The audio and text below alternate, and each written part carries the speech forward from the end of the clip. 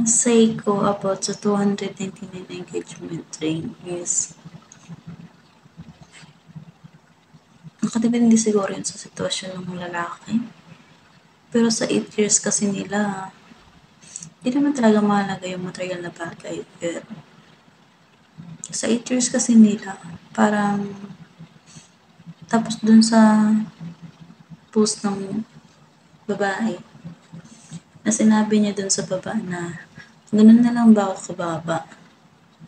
Para bang may pinanghugutan siya na hindi natin alam sa likod nun na sa akin na baka lang naman.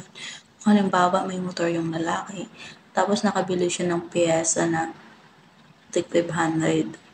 Tapos bumili siya ng engagement ring sa girlfriend niya na 299. Parang nakakasama naman kasi yun ng loob. Para lang sa akin. Nakakasama yun ng loob. Tapos, eto naman. Depende naman yun sa sitwasyon nila kung yun lang ang kaya.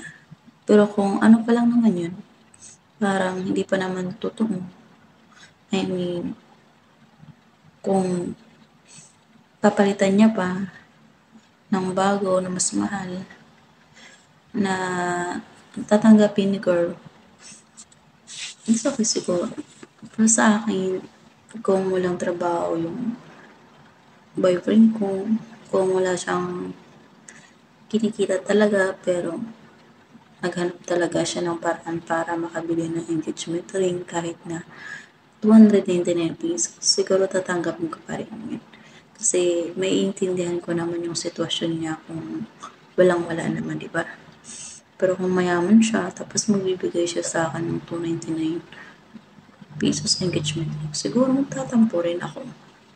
Kasi parang, hindi ko naman sinabing hindi niya ako mahal, pero parang ang pangit kasi ng dating nun, di ba? Pero mas okay na rin siguro yung pinaghahandaan. Kasi malagang araw yun eh. Sa inyong dalawa, magandang moment yun, mahalagang moment. Kaya dapat talaga pinaghahandaan yun. Yun lang.